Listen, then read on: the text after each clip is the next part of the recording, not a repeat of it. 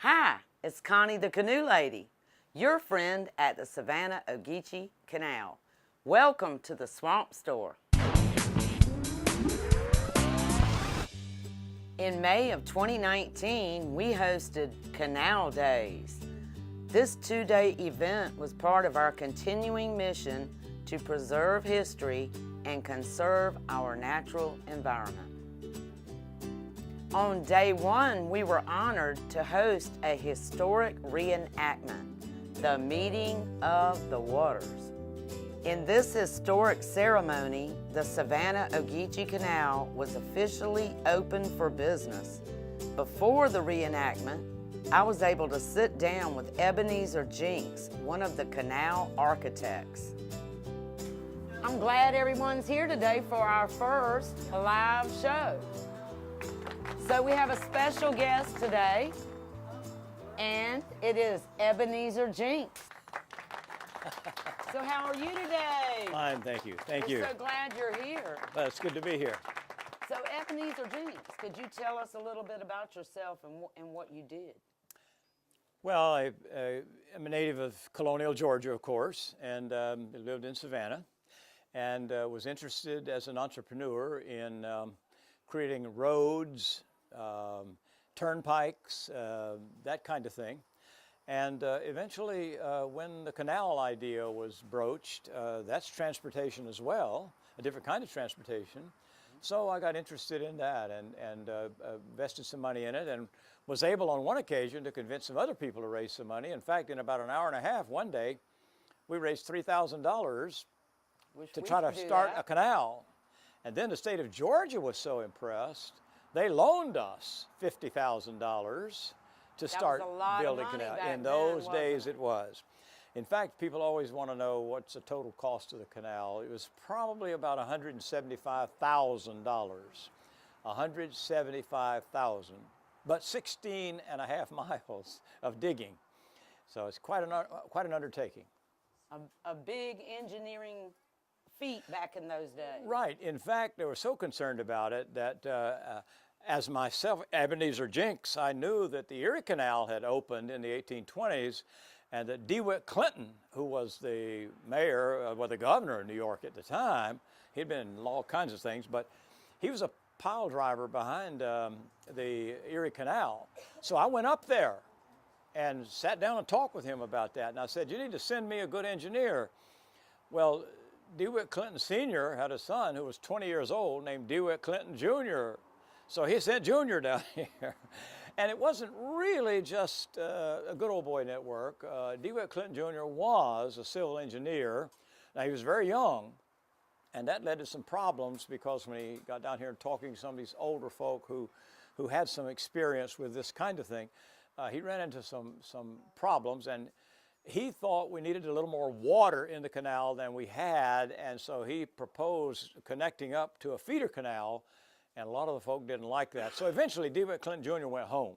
But we had a succession of other engineers who came, and finally, starting digging in 1826, by 1830, the canal was finished. So in a little less than 5 years, that much digging, and at a cost of $175,000. Wow. So did you stick around after the canal was built? Oh yes, I had to see the thing work. You know, we wanted to make sure that it was operative, and it fell on some hard times now and then, but on and off, but it still contributed, made a valid contribution to this area of Georgia.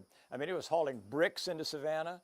It was hauling firewood into Savannah, because everybody in Savannah is heating with open fireplaces or heaters, and they need wood. We didn't have a lot of coal in this part of the world, so firewood was a big deal, and lumber, and of course other things.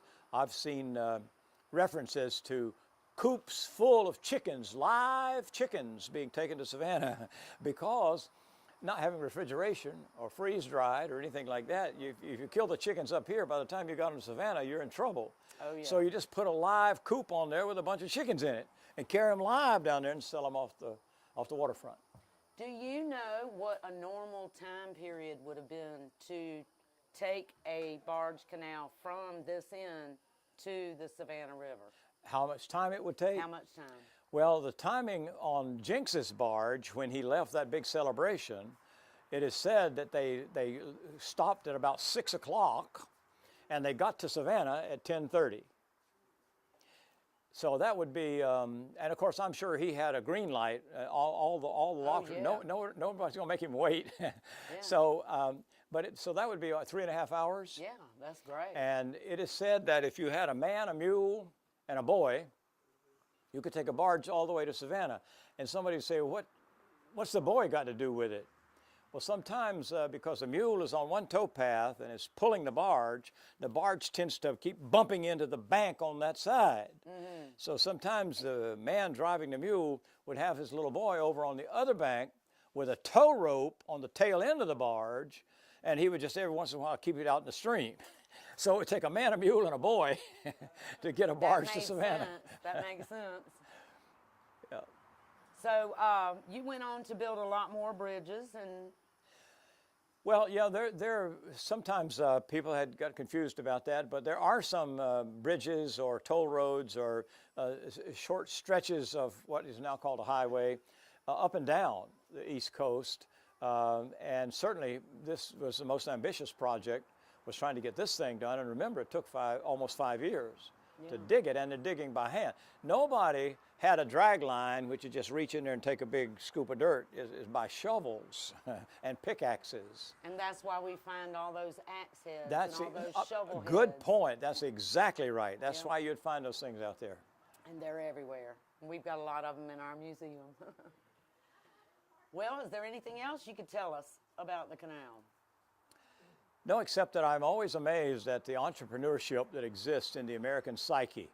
If an entrepreneur comes along and sees something that he or she thinks will work, they just go at it and look at what results. We get all kinds of things, like a couple of bicycle mechanics in Dayton, Ohio, learning to fly. I mean, that's just astonishing. That's a big jump from riding a bicycle to a heavier aircraft off Kill Devil Hill. So those people who were doing this kind of thing really paved the way for the kind of nation we eventually became. That's amazing. And everybody needs to know this history. And that reenactment today was amazing. Just to even be able to be there back in the day and drink those 47 toast. You want to answer some questions? Does anybody have any questions? Was it hooch that was distilled around here that they were drinking? Or what was in the cocktail?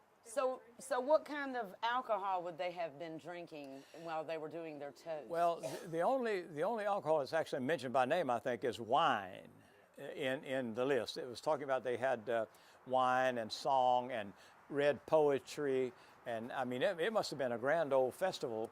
Okay. 3.5 hours up here. Okay, so that was probably muscadine wine. It may have been, but wine is the one that's actually mentioned. Okay. Thank you, Officer. Anybody else have a question? How much did they have to pay to? Well, it depended. If they were on good times, it might be just to be, of course, it would be a good bit of money in those days, but just a few pennies.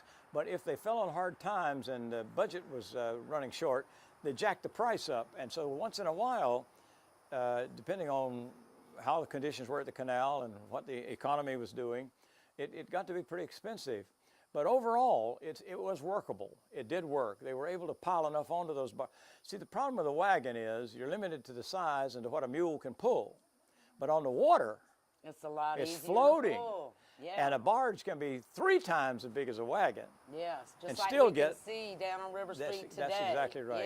Yes.